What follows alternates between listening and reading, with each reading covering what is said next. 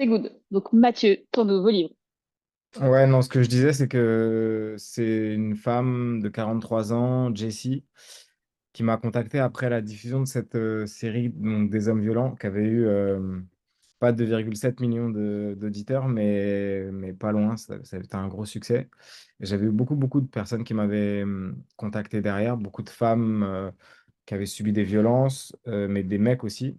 Et dans ces mails, dans ces messages, il y avait un message un peu énigmatique que j'avais reçu sur Facebook de quelqu'un que je connaissais pas du tout, cette fameuse Jessie, qui me disait juste, est-ce que c'est vous le Mathieu Palan du podcast? Ma meilleure amie m'a envoyé les 6 épisodes. C'est bizarre, j'ai pas vécu ces violences, les violences conjugales, mais ça me parle. Je pense que j'avais enfoui tout ça. Et c'est tout, il y avait rien d'autre. Donc je me suis dit, tiens, bizarre, qu'est-ce que c'est qui était enfoui et qui est remonté comme ça à la surface? Donc, je suis allé la rencontrer et en fait, c'était quelqu'un vraiment absolument extraordinaire. Donc, c'est pas elle qui est sur la couverture du livre, mais elle lui ressemble. Et ce qui m'a intéressé, c'est que pas tel au-delà de ce qu'elle a vécu elle et qui remontait à la surface là à 43 ans, c'est la relation qu'elle avait avec son fils Marco, 15 ans, complètement en décrochage scolaire, qui veut plus lui parler, qui veut se faire émanciper. Et elle l'a pris dans sa classe l'année précédente en se disant au moins je l'aurai sous les yeux, je connaîtrai le programme, je connaîtrai les profs. Bien sûr, c'était la pire idée parce que le gamin il se foutait de sa gueule, il l'appelait maman en cours pour faire chier et tout. Et leur relation se dégrade comme ça, lentement. Et puis au début du livre, il a disparu depuis 3 jours. Elle essaye de l'appeler, elle se doute qu'il doit pas être bien loin, chez sa copine, chez des potes. Mais il répond pas, il répond pas, il répond pas. Et alors qu'elle s'est embrouillée avec beaucoup de gens ce jour-là, un samedi qui était censé être parfait, où elle recevait sa belle famille à la maison. En fin de journée, elle reçoit un coup de fil et c'est son fils qui lui dit, Maman, est-ce que tu as la voiture? S'il te plaît, viens me chercher. Et le livre commence vraiment là, dans une relation presque un huis clos avec ce fils qu'elle va aller chercher dans une soirée. Et au lieu de le ramener à la maison, elle décide de prendre l'autoroute en se disant, voilà, au moins à 130 à l'heure, dans cette voiture, tu pourras plus m'échapper, tu pourras pas sortir. Et toi et moi, on va se parler. Donc, voilà, ça parle de ça. Ok, trop trop bien. Bah, merci beaucoup pour ton partage. Euh, Moi, dès que je reviens en France, clairement, je le prends parce que tu avais déjà commencé à me teaser, maintenant ça me remonte et j'ai grave envie d'avancer dessus. Le livre du coup qu'on a mis dans le cadre des contreparties, moi je l'ai adoré et je vais laisser, pour l'instant on a une personne qui est avec nous et on enregistre du coup pour que tout le monde puisse en bénéficier, mais je vais laisser aussi prendre la parole, juste faire un retour complet sur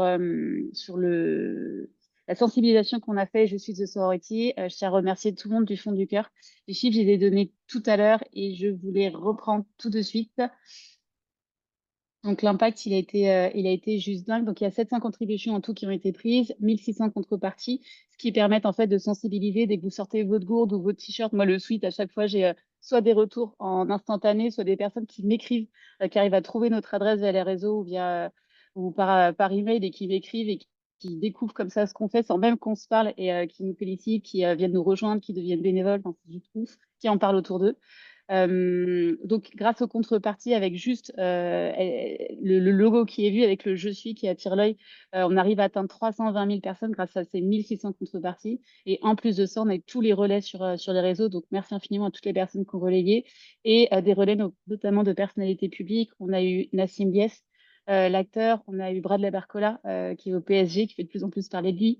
On a eu Clara Morgan, on a Noémie Delattre et de plus en plus de personnes qui continuent à continuer à passer le mot. Il y a Marion Cotillard qui avait partagé aussi nos actions un peu avant, Pierre Ninet qui en a aussi parlé, Carla Brune qui a un très fort soutien à nos côtés.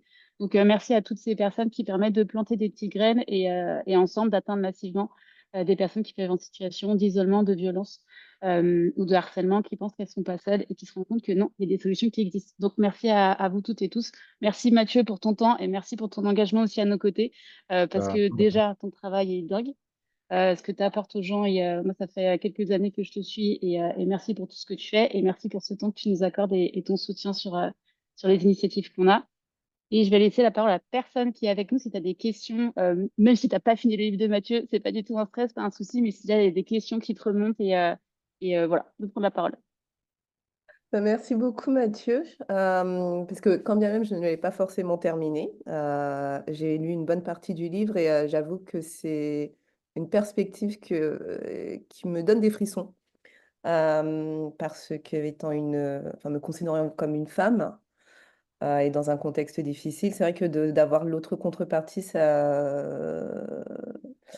on nous apprend à ne pas, enfin, à arrêter en fait de chercher des excuses aux hommes. Et ce que je trouve intéressant, en lisant ce livre, c'est de comment essayer de ne pas en chercher, d'essayer de garder ce point de vue. Et je me demande, par rapport à enfin, ta perspective, Mm. euh, comment, euh, comment tu pensais que ça serait reçu des victimes de violences, Euh, ton livre? tu parles du livre précédent, Nos pères, nos frères, nos amis? Oui, voilà, c'est Ouais. celui-ci que j'avais Euh, la campagne. je sais pas, enfin, c'est peut-être bizarre de répondre comme ça, mais j'ai pas tellement pensé spécifiquement aux victimes de violence en l'écrivant. Euh, je me, Quand j'écris un livre, je l'écris pour un lecteur qui a pas tellement de visage, qui a pas tellement de sexe, qui a pas tellement d'âge. Je m'adresse je me dis que mon grand-père qui a 97 ans ou des gamins que je rencontre là dans les collèges ou les lycées, il faut que ce soit lisible et compréhensible par ces deux personnes au moins. Donc, un peu l'obsession au moment de l'écriture, c'est ça, c'est de se dire il faut. Enfin, ça sert à rien d'écrire pour finalement ne pas être lu parce qu'on est trop alambiqué, trop complexe, avec des mots qui sont compris par une personne sur cinq. Donc ça, c'est vraiment mon obsession. Et j'ai moins cette pensée de que vont en penser les victimes. Même si, bien entendu, je me doute en commençant cette enquête que, que ça, enfin, particulièrement quand je commence à travailler sur les hommes, j'ai ce sentiment que peut-être ce travail n'a pas beaucoup été fait auparavant, d'aller rencontrer des hommes violents qui ont été condamnés pour leur violence, pour essayer de savoir pourquoi ils s'exercent cette violence, d'où vient leur violence. Ça, c'était quelque chose qui m'intéressait parce que bah, spontanément, j'avais l'impression en tant que journaliste de pas trop l'avoir lu, ni l'avoir entendu.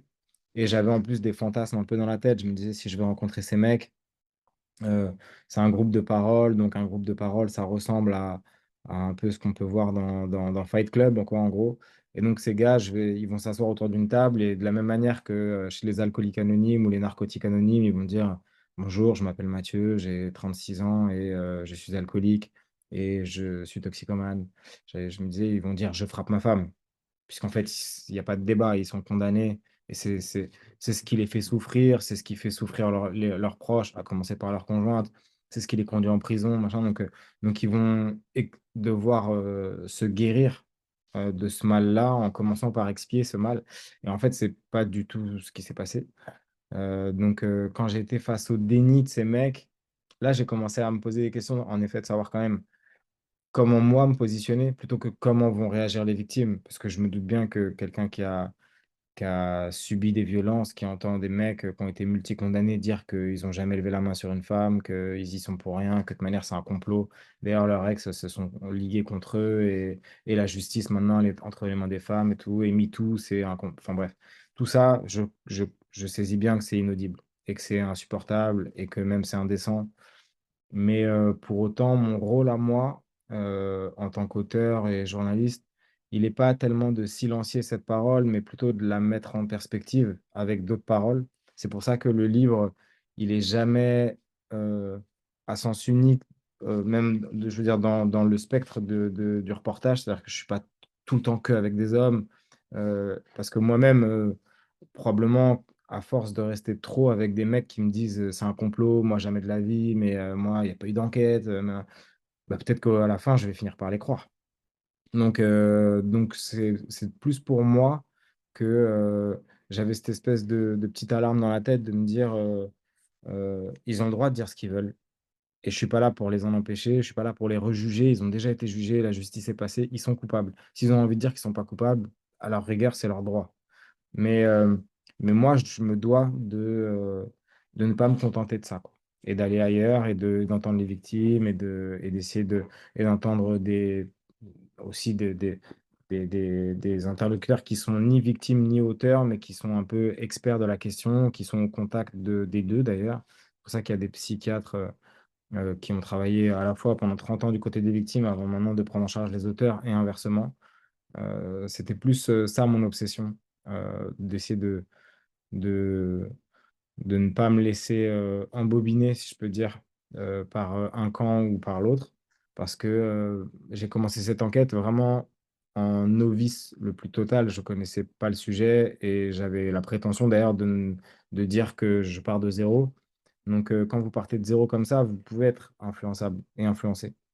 Euh, donc, euh, donc c'était important pour moi ouais, de faire attention à ça, mais je me suis pas dit en l'écrivant, au moment de l'écriture en tout cas, il faut présenter les choses d'une certaine manière pour les victimes. Par exemple, la question du trigger warning qui m'a été posée, pas tellement pour le livre, mais pour le podcast qui l'a précédé, de dire pourquoi vous n'avez pas mis un avertissement à destination des victimes. J'avoue que à l'époque, c'était même pas quelque chose qui m'avait traversé l'esprit. Je m'étais même pas dit, tiens, c'est vrai, il y a des gens qui vont peut-être écouter ça et qui euh, vont être pris ou prises par surprise en l'écoutant, en n'ayant pas et potentiellement revivre le trauma en n'ayant pas été mis au courant que ça allait parler de ça. Donc ça, j'ai commencé à y réfléchir un peu plus tard. Donc voilà, longue réponse, mais ça s'est fait comme ça. C'est parfait. Je sais pas si tu avais d'autres questions. Non, mais c'est vrai que dès les premières pages, j'ai senti je sais pas s'il y aurait dû avoir un trigger warning, je m'attendais à lire je m'attendais à ce qui allait arriver dans ce livre, mais c'est vrai que le frisson en fait est arrivé dès les premières pages et c'est très étrange d'être dans ma situation et d'avoir senti au fur et à mesure que ça pourrait monter en crescendo, tout ça. Et je pense que de mon côté, il y avait une forme de curiosité à essayer de comprendre au-delà des clichés qu'on peut entendre à la télévision. Enfin, je passe par rapport au procès de Mazan, Mm. par ce qui était dit des accusés, mais aller au-delà de ça et essayer de voir s'il y avait une possibilité de rédemption, un truc que le système judiciaire pourrait réutiliser. Ou bien quelque chose enfin, voilà, que je pourrais moi-même réutiliser dans mon quotidien si je rencontre des hommes violents, leur disant, bah voilà, il y a ça, par exemple, cette phrase type et tout ça. Mm. Et je sais pas si au-delà de ton livre, tu penses enfin, il y a des choses qu'on pourrait pointer du doigt, parce que je fais partie d'autres associations aussi, et par rapport à toute ta collection de livres et tout ça, des choses qu'on pourrait réutiliser, mettre en avant, qui seraient... Bah, je pense qu'il y a un effet un peu de communication aussi autour de certains dispositifs à destination des auteurs depuis, grosso modo, le Grenelle contre les violences faites aux femmes fin 2019, où on a tellement rien fait pendant des années que d'un coup, euh, un peu tous les procureurs de France se sont dit, il faut qu'on fasse quelque chose. Et donc, il y a une généralisation un peu comme ça, sortie de terre comme des champignons, des groupes de parole. Euh, et ça a un peu été la solution miracle, mais l'efficacité reste encore à prouver, quoi. Je veux dire, un mec qui rentre dans un groupe de parole parce qu'il est passé à l'acte, il a 45, 50 ans, 55 ans, 60 ans, voire plus même dans certains cas, et il considère que ce qu'il a fait, c'est pas grave et que de toute manière, ça va pas durer très longtemps, c'est 3 4 jours, un peu comme un stage de récupération de points de permis. Bon, bah, on se doute bien que c'est plus cosmétique qu'autre chose, quoi. Le mec, il va pas en sortir changé. Il y a toute une construction, en fait, à réinterroger, des modèles sur lesquels il s'est appuyé pour agir de telle manière ou de telle autre. Et ça demande quand même une prise en charge au long cours. Donc, moi, ce que j'ai vu, et j'en ai pas rencontré beaucoup, je dois être honnête, des mecs qui étaient vraiment dans un schéma de violence récurrente et qui ont réussi à amorcer un changement, à tout remettre en question et tout. C'est quand même des mecs qui sont passés par une forme de psychothérapie au long cours, presque une analyse, quoi. Où les gars, ils se sont dit, bon, bah voilà, jusqu'à présent, j'ai tout merdé.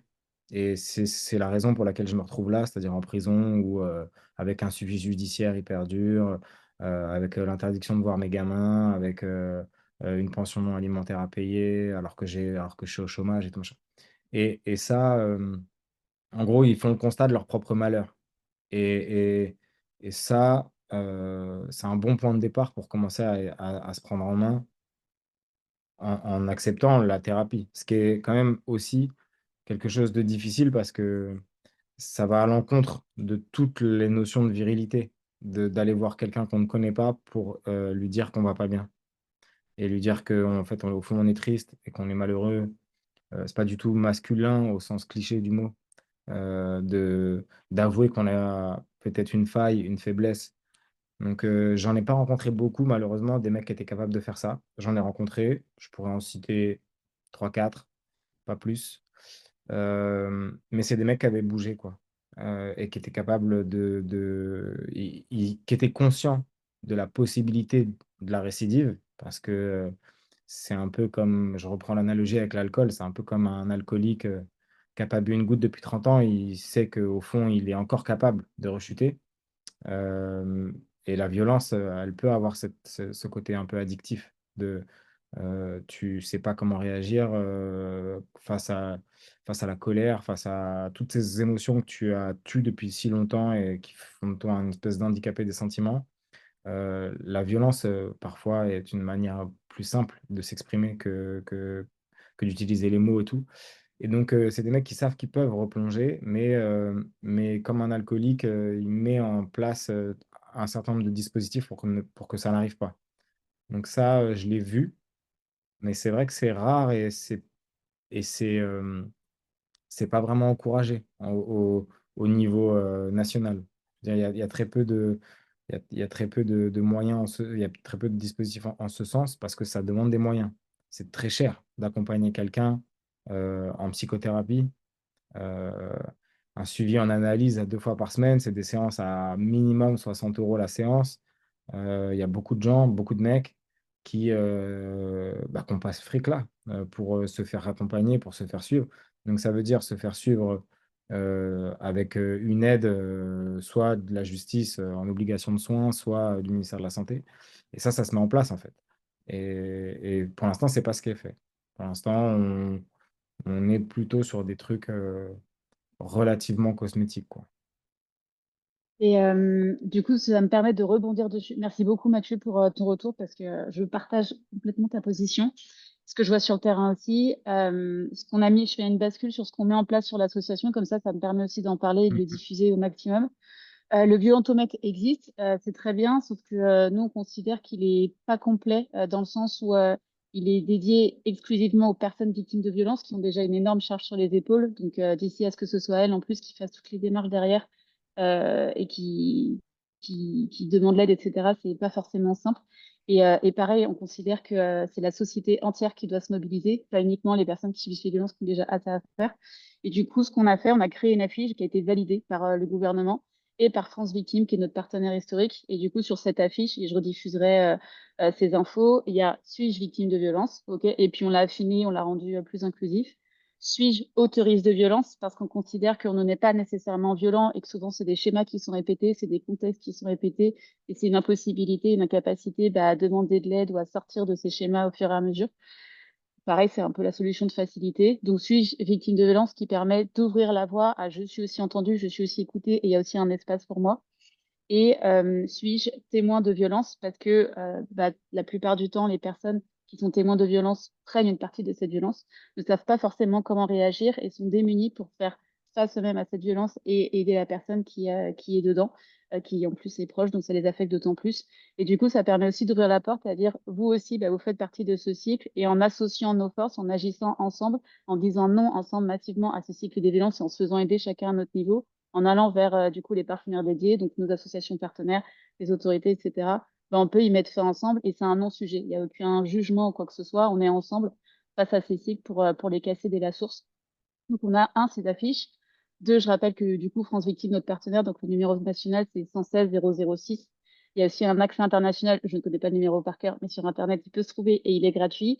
Et France Victime, c'est un des rares acteurs qui, typiquement, ouvre la voie sur soutenir les hommes qui sont eux-mêmes auteurs de violences, créer des espaces où ils vont pouvoir s'exprimer, potentiellement parler avec la victime, se rendre compte du coup de ce qu'ils ont fait sur le terrain, qui va fonctionner ou pas. Après, ça dépendra du parcours de chacun. Mais en tout cas, il y a cette volonté de faire le lien et surtout pas le casser pour pouvoir petit à petit améliorer ces relations, pouvoir leur permettre de se reconstruire et de sortir au fur et à mesure de ces cycles.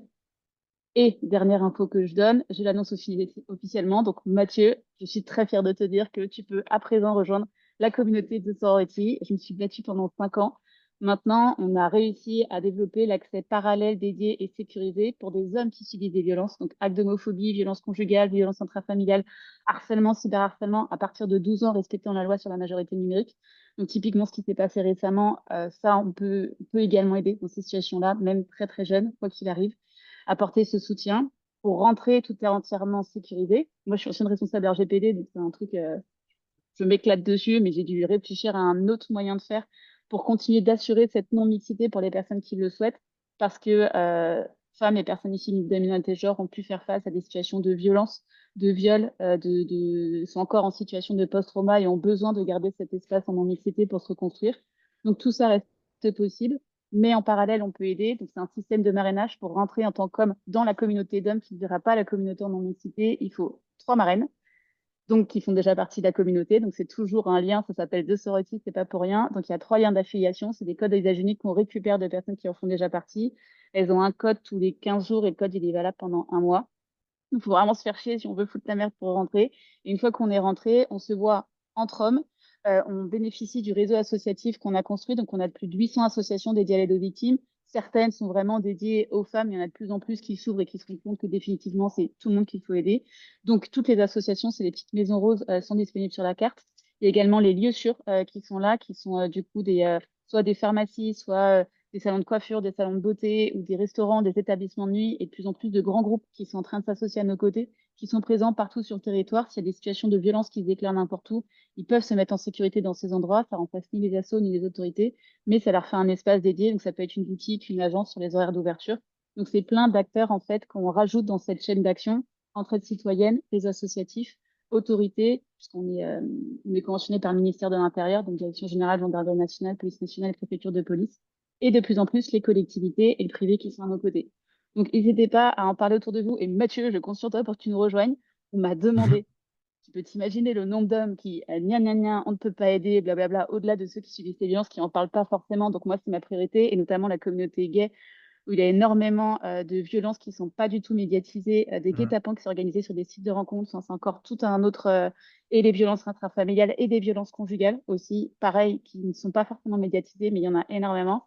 J'ai eu beaucoup de demandes. Au moment où je vous en parle, on est le 4 février 2025. J'en ai 3 sur la communauté qui sont validées. Alors, putain, venez au moins vous entraider et puis parlez-en surtout entre vous et dans les cercles, en fait, parce que c'est dans les cercles de confiance qu'on a développé de Sorority. Sur la partie en non-mixité, ce sera pareil sur la partie homme. Donc, prenez soin de vous et sachez qu'il y a aussi cet espace qui est dédié et sécurisé pour vous entraider, pour vous reconstruire, pour se rendre compte que vous n'êtes pas seul et vous faire accompagner au fur et à mesure pour cette prise en charge et sortir de ces cycles. Super, bah, je vais regarder ça. Avec grand plaisir. Yes. Donc, tu as besoin de 3 marraines. Moi, j'ai déjà donné mon code, donc il va falloir attendre 15 jours, mais n'hésitez pas du coup à en parler, parce que vous devenez ambassadeur du coup à nos côtés. Vous devez aller récupérer 3 marraines, donc femmes ou personnes issues des minorités, qui rentrent et qui vous donnent les codes. Tac. Je dois avoir, euh, je dois avoir Marion Cotillard normalement dans une semaine, donc peut-être que si elle fait Eh ben, partie de... tu lui feras un gros bisou de ma part et ouais, elle en fait partie, donc elle peut faire partie de tes marraines. Super. Est-ce que tu avais d'autres questions ou pas? De toute façon, tout est enregistré. Donc, si après il y a des questions ou des personnes qui veulent rebondir, je verrai si on le met en public ou pas, vu que il n'y a pas d'informations hyper touchy qu'on a pu donner. On peut potentiellement partager à la communauté, on verra, avec vos accords. Ça permettra aussi peut-être d'ouvrir des débats et de faire réfléchir des personnes et pouvoir en aider beaucoup. Est-ce que vous Mhm. avez des messages particuliers que vous voudriez faire passer, du coup? On profite. À Euh, part prendre, acheter les livres de Mathieu. Déconstruisez-vous et renseignez-vous. J'avais juste peut-être une toute petite question pour Mathieu, ou Ouais. peut-être une autre. Enfin, c'est parce que la partie violence, c'est-à-dire quand elle est vraiment réelle et forte, c'est juste l'issue finale d'une grosse violence, enfin d'une Mm. production de la violence psychologique. Et je me demandais si tu avais considéré peut-être écrire là-dessus et comment tu pensais ou l'appréhender, ou si c'est quelque chose que tu considères peut-être encore un peu trop complexe, parce que c'est vrai qu'on n'est pas encore là-dedans en termes de société, en mesure de bien définir la violence psychologique, même Mm. maintenant, on ne la définit pas. Mais Non, pour moi, je crois que je le dis à un moment dans le livre, plutôt dans la deuxième partie avec plusieurs témoignages de femmes qui ont écouté la série sur France Culture et qui me contactent ensuite et qui me racontent un peu le processus qui a été mis en place, qui les a enfermées un peu dans une espèce d'impasse de violence, où elles racontent un peu toutes, peu importe leurs histoires, peu importe les mecs avec lesquels elles étaient, peu importe même leur milieu, elles racontent un peu toutes le même schéma, c'est-à-dire les coups, quand ils arrivent, ils sont presque normaux parce qu'ils arrivent au bout d'une longue chaîne, un long continuum de violence et c'est comme de monter un escalier, c'est par marche graduée, quoi.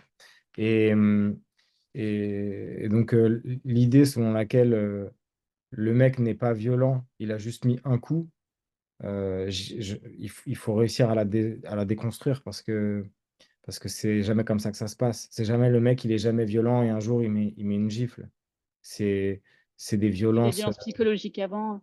ouais, qui sont beaucoup plus difficiles à repérer pour l'extérieur parce que c'est de la critique permanente, c'est de la surveillance, c'est de la manipulation aussi, c'est chauffer enfin, souffler le chaud et le froid toutes les 5 minutes pour te faire Mm. perdre la raison, te couper de tes potes. Enfin, il y a petit à petit comme ça des violences Généralement. qui sont à l'œuvre, mais qui sont beaucoup moins visibles qu'un cocard. Et pourtant, c'est elle aussi qui compte parce que c'est elle qui amène à la violence physique. Et donc, cette notion-là de violence psychologique, au contraire, je pense que c'est peut-être par là qu'il faudrait prendre le problème, peut-être beaucoup plus que les anciennes campagnes de sensibilisation sur la violence, où on voyait systématiquement une femme avec un œil au beurre noir. Et Mm. tu te dis en tant que victime que toi, bah non, t'as pas d'œil au beurre noir, donc tu n'es peut-être pas vraiment victime de violence. Alors que ton mec, il te surveille, il a les codes de ton téléphone, il a les codes de ta boîte mail, il surveille tout ce que tu fais, il te critique pour tout et n'importe quoi, il te coupe de tes amis, tu n'as plus le droit de partir en vacances avec tes potes. Enfin, tu vois, c'est déjà de la violence, mais tant que tu n'as pas reçu un coup, tu arrives à te dire que c'est juste de la jalousie. Donc, Mm. donc non, cette histoire de violence psychologique, je pense qu'au contraire, elle est centrale et elle permet potentiellement à beaucoup de victimes, mais aussi beaucoup de mecs, de se reconnaître dans ce contrôle-là, cette espèce de contrôle fric et de paranoïa qui a souvent trait à la jalousie ou à la possession. Et la Mm. possession, c'est de la domination, donc c'est de la violence. Et ces questions-là, on, on remarque qu'elles sont encore très peu maîtrisées par plein de gens. Ils n'arrivent pas à comprendre forcément que ce qu'ils vivent, c'est de la violence. Et ils n'arrivent pas non plus forcément à comprendre que ce qu'ils exercent au sein de leur couple, c'est de la violence. Donc, moi, je pense qu'il faudrait qu'on soit beaucoup plus ouais, je sais pas comment on pourrait faire, mais que ce soit beaucoup plus clair que la violence ne débute Mm. pas au premier coup, quoi, mais de bien avant.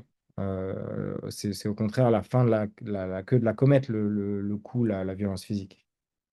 Ouais, on avait fait une expérience immersive, ça avait super bien marché, si on peut dire ça comme ça. C'était en 2023 et pendant 3 années ou 2 années, 3 années, je crois, j'ai fait le festival ensemble où je conviais toutes les associations qui sont partenaires. Alors, ça demande beaucoup, beaucoup de boulot et au niveau où on est, j'ai pas forcément eu le temps d'en faire en 2024, mais en 2023, en tout cas, je l'ai fait à la Cité Fertile et il y Mhm. avait tout un, donc, je sais pas si tu vois comment c'était, mais il y a plusieurs bâtiments et toute la cour, toute l'écurie à droite, en fait, tout le bâtiment, on l'avait entièrement fermé, cloisonné avec des rideaux. On avait reconstitué tout un appartement. Et on avait récupéré c'était un projet qui avait été fait en France, alors je sais plus où, il m'avait contacté pour savoir si ça m'intéressait. Et donc, il m'a donné feu vert pour le reproduire. Et en fait, on avait créé une expérience immersive. Donc, tu avais des sessions de, je crois, une demi-heure maximum. Tu avais 15 minutes où tu rentrais dans l'appartement et en fait, tout était fait en mode, alors le terme n'est pas bon, mais escape game, c'était vraiment l'idée. Et pendant 15 minutes, tu n'avais aucun contexte. Tu savais que tu rentrais dans l'appartement de quelqu'un, que les personnes allaient revenir dans 15 minutes et qu'il fallait retrouver un maximum de faisceaux d'indices pour comprendre ce qui se passait dans cet appartement. Et donc, bah, tu peux l'imaginer, les pieds dedans. Il y avait dans le placard, il y avait que des vêtements hyper amples, hyper sombres, hyper sombres, rien de féminin ou de sympa. Hmm. Et des vêtements plus sexy étaient planqués sous le lit. Le maquillage était jeté à la poubelle. Il y avait un billet en disant, bah voilà ce que tu as pour la semaine pour manger. Hmm. Un ticket de train pour aller voir les parents qui étaient déchirés en mode t'as pas besoin d'y aller, le planning où le mec il avait son planning, ses soirs avec ses potes, enfin tout. Elle avait rien. Enfin voilà, il y avait tout le contexte qui était mis où tu comprenais qu'en fait elle était enfermée dans cet espace, qu'elle avait plus de liberté, qu'elle communiquait plus avec les personnes de l'extérieur, qu'elle avait plus le droit de s'habiller comme elle voulait, de discuter avec qui elle voulait, etc. Et derrière, en fait, la deuxième phase, tu avais 15 minutes où tu avais tout ça qui remontait. Et la deuxième phase, tu faisais un débrief avec nos associations partenaires. Donc, tu avais France Victime, Women Safe and Children, toutes les associations qui sont avec nous et qui permettaient de décortiquer un peu les éléments, de faire prendre conscience aux personnes aussi effectivement ce qui se passait et de décortiquer les indices et d'être là pour les personnes pour qui ça pouvait faire remonter des souvenirs et qui ouvraient les yeux ou ça leur évoquait des choses sur des proches. Et ça, c'est quelque chose où quand tu l'as dans les tripes, tu le vis vraiment, même si c'est que 15 minutes, bah, ça te permet vraiment Hmm. d'ouvrir l'esprit et c'est pas juste des petits trucs comme ça, genre, ah bah ouais, il abuse. Non. En fait, là, tu vois que tout est une emprise complète et que le commun des mortels qui est dans sa vie va pas forcément se rendre compte. Ils mettent tout bout à bout pour se rendre compte à quel point ça devient hyper angoissant par la personne et l'étau s'est refermé, en fait. Ça, Hmm. Ah, et c'est la bien là. police m'avait contacté. Ouais. Il y avait Fabienne Boulard qui était avec nous. D'ailleurs, Fabienne, c'est vraiment tu tombes sur cette vidéo, coucou. Et du coup, ils voulaient le dupliquer au sein de la police. Je sais pas ce que ça donne, parce que j'ai pas eu de nouvelles depuis. Mais c'est quelque chose qui a vachement bien marché. Donc, si ça donne des idées à d'autres associations qui nous écoutent, le dossier, il est entièrement public. Après, il faut un peu bosser et mettre ça en place. Mais on avait réussi grâce à Emmaüs aussi, qui était partenaire avec nous, qui nous avait prêté des meubles et pas mal de déco. Et ouais, c'est hyper intéressant. Et ça, c'est un appartement que vous avez construit? En fait, c'est dans une salle vraiment rectangulaire, c'est les écuries, voilà. Hmm. Donc il faut de l'imagination et on a aussi été aidé par des professionnels du monde du cinéma Hmm. et du théâtre qui nous avaient aidés, voilà, à faire les décors, à recréer les Ouais. espaces parce que ça reste un métier. Donc on a fait ça de façon très très simple, mais c'était quand même hyper réaliste pour le no-budget qu'on avait et c'était vraiment de l'énergie qu'on a mis dedans. Et ouais, on a eu des super retours. Je pense qu'il y a eu des retours presse dedans et ça a bien fonctionné. Ok, ok, super. Voilà, je sais pas, peut-être que ça donnera des idées ou peut-être qu'on s'y remettra, je sais pas, mais en tout cas, ça, c'était un bon moyen de faire passer le message. Ouais, c'est intéressant. Est-ce que tu es OK et Mathieu, est-ce que vous seriez OK du coup pour qu'on publie notre vidéo au-delà des personnes qui ont contribué pour qu'un maximum de personnes en bénéficient ou vous souhaitez que ça reste en clos sur le nombre, sur les contributeurs qui ont participé? Euh, Bon, non, moi, ça va. Moi, je t'ai juste envoyé un petit email, juste si je pouvais le réécouter. OK, oui, pas de souci. Merci. Avec plaisir, promis. Parfait. Mathieu, tu avais quelque chose à rajouter ou là, Non, je bah non, moi, reprends si jamais il y a d'autres questions, j'y réponds avec plaisir. Mais moi, j'ai rien préparé de cours magistral. De toute façon, on reste complètement ancré et on fait ce qu'on a à faire au fur et à mesure. Merci beaucoup pour ton engagement. Merci pour ce que tu fais au quotidien et donner aussi cette parole parce que c'est vrai qu'on n'a souvent qu'une seule partie et tu prends le temps d'aller vraiment dans les milieux, d'aller récupérer ce qu'on voit pas forcément, ce qu'on n'a pas l'occasion de voir. Donc merci pour ce travail. Ah non, merci. Euh, en unissant nos forces, voilà, on y arrive. Tu nous rejoins. Maintenant, tu n'as plus le choix. Tu fais partie de l'équipe. Tu nous rejoins. Merci infiniment pour ton soutien. Merci à toutes les personnes qui ont contribué et à toutes les personnes qui continuent de parler de nos actions. Lisez les livres de Mathieu aussi, offrez-les, c'était aussi l'idée. Et je vois qu'il y en a plein qui en achetaient un, deux, trois des fois et qui pouvaient après les offrir autour d'eux. Donc n'hésitez pas, c'est une très belle façon de pouvoir communiquer sur le sujet sans forcément être plombant. La personne a la liberté de lire quand elle souhaite le livre et d'y revenir dessus au fur et à mesure. Donc n'hésitez pas à passer le message et puis prenez soin de vous surtout. Et n'oubliez pas qu'il y a des solutions et qu'il y a des professionnels et qu'il y a des entités qui sont là pour vous vous soutenir. Et petit à petit, on y arrive ensemble. Merci beaucoup. Merci Merci. Mathieu. On Merci reste en beaucoup. contact. À Merci, très ouais, à bientôt. bientôt. Salut. Merci à toutes. Salut.